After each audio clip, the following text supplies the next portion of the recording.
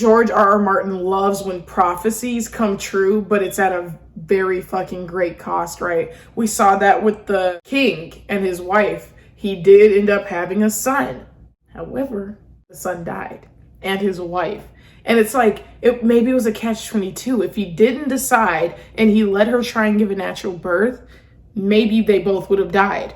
The baby was always going to die. But if he had chosen nothing, his queen probably still would have lived. It was a catch-22. But if he was having stillbirths, he should have known to choose his wife, because like chances were high that that baby wasn't going to make it.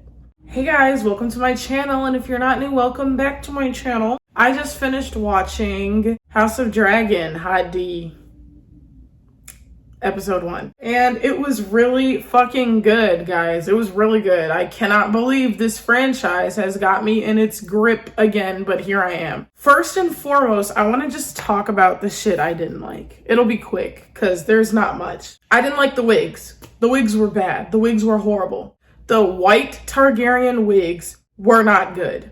I do not know for the life of me why the camera decided to pan up on the top of this wig that was not properly bleached, not properly plucked. But okay, that's a nitpick, right? The wigs were fucking bad.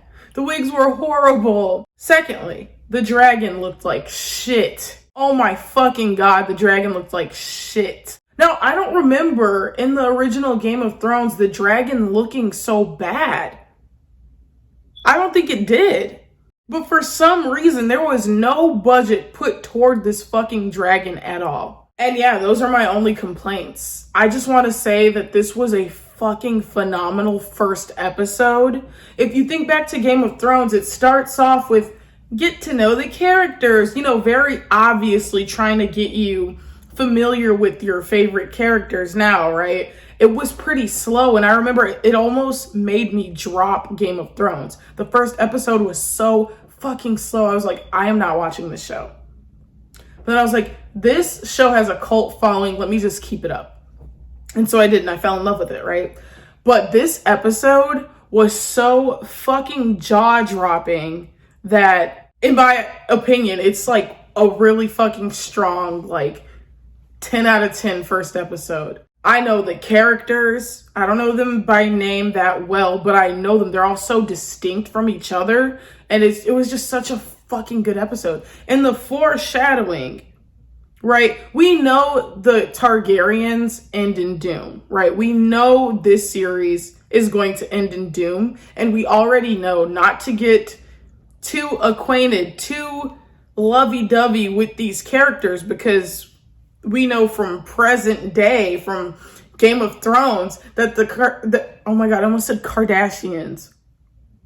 Honestly, Kardashians, Targaryen. But for real though, we know from current Game of Thrones that the Targaryen house was destroyed. Everybody killed.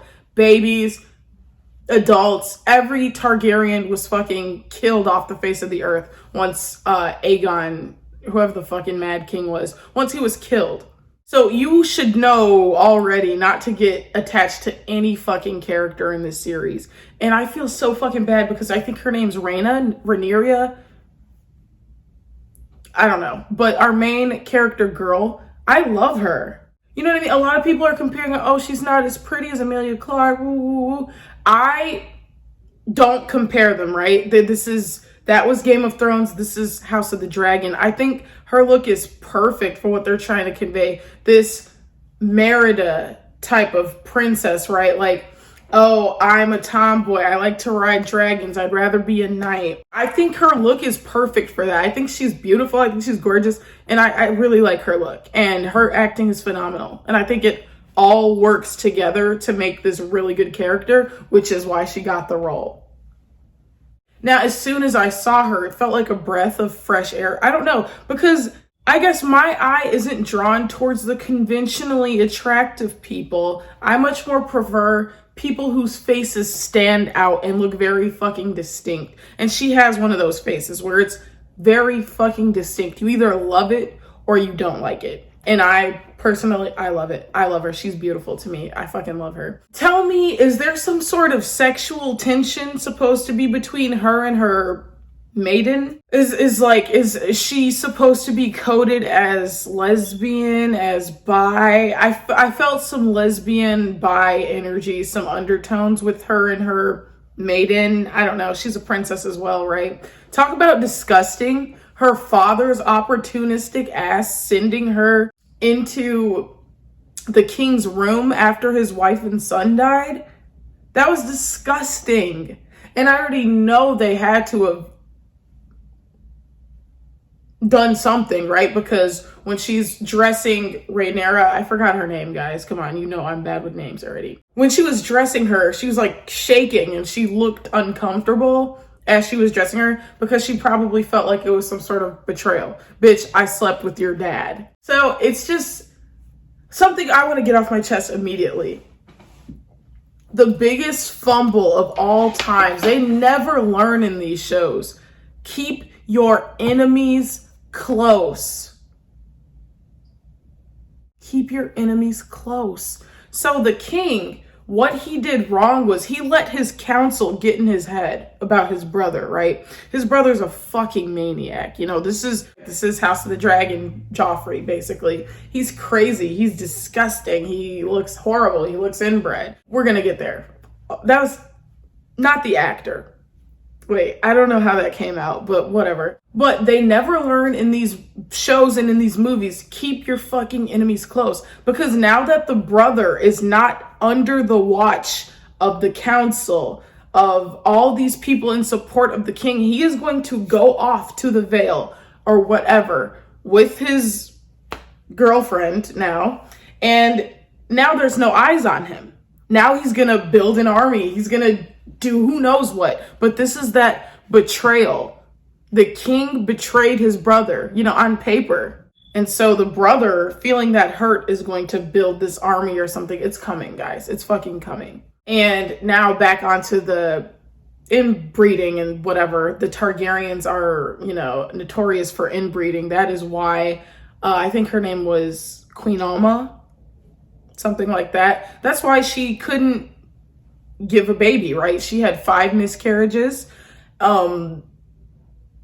It's all resulting from the fact that Targaryens are all brother and sister and aunt and uncle. And speaking of aunt and uncle, Rhaenyra and the fucking crazy uncle, is that like a ship? What is that? And it's so weird because while you're watching this show, knowing what you know about Targaryens, you don't know if this is like, aw, cute sibling moment, or if this is a spark of a romance. And that line makes me so fucking uncomfortable. I can't even explain it.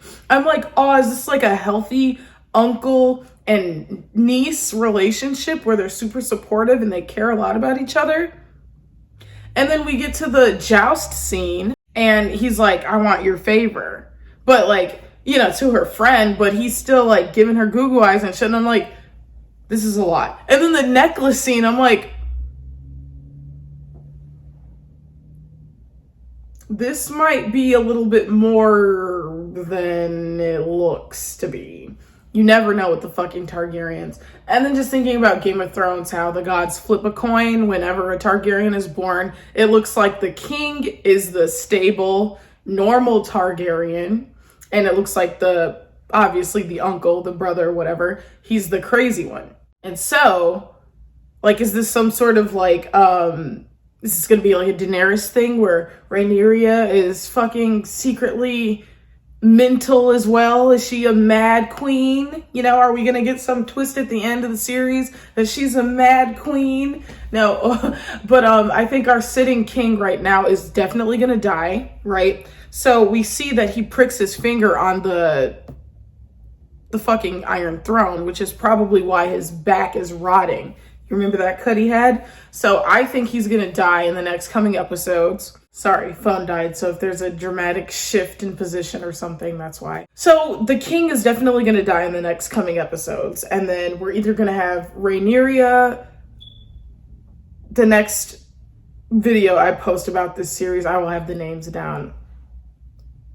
Rhaenyra, our main character, blonde, cute, whatever, she's going to be queen, or what I think is probably going to happen, since there's some chemistry between the evil uncle and her, maybe he's gonna try and woo her so he can become king with her. He can be her king. He's gonna be king consort. And so another thing I want to fucking talk about was the amount of crazy fucking things that happened in this episode, right? We get our sound-minded king choosing to rip his wife open in favor of the child. That scene was horrific. And I literally paused the episode as they were holding her down because I was like, honestly, I don't want to see it.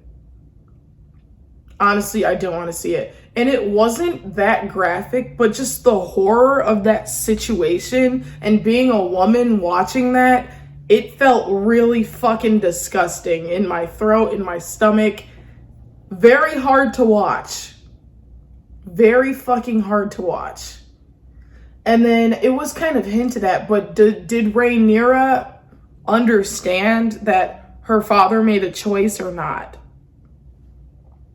I can't tell because during the funeral, she was like, I hope he was happy for those few hours that he had an heir, he had a son or whatever. Maybe she was just bitter that she was a daughter and she was upset that the father pushed the mom to be pregnant so much. Maybe that's more, you know, in hopes of getting a son because he didn't appreciate having a daughter. Maybe that's more what it was. And very Game of Thronesian style, I literally guessed that the baby was going to die too. When they were paneling the mother, first of all, I heard the baby choke, right? After she gave birth or whatever, well, after they ripped the baby out, I heard the baby choke and I was like, that's not good.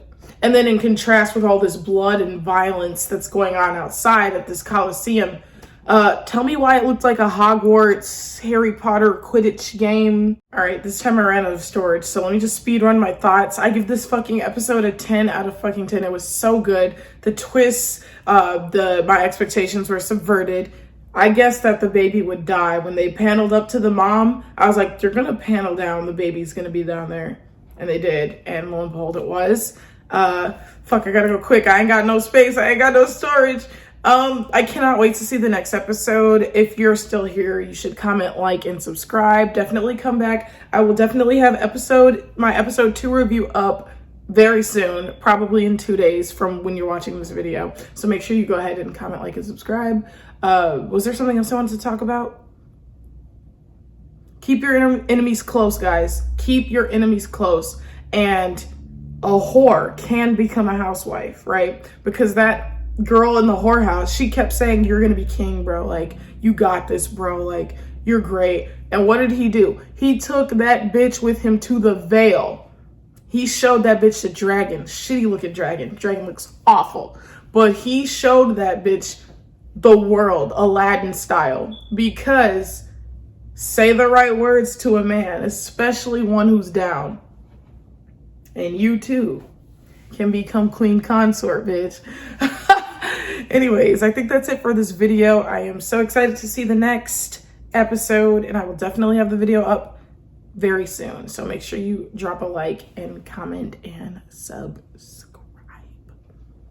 What do you guys think? Is this first episode stronger than Game of Thrones' first episode? I definitely say hell fucking yeah. The amount of emotions and the roller coasters and the amount of characterization. These people really know how to write characters because I already have a distinct schema for each character in my mind. And that did not happen with me for Game of Thrones until like episode 4.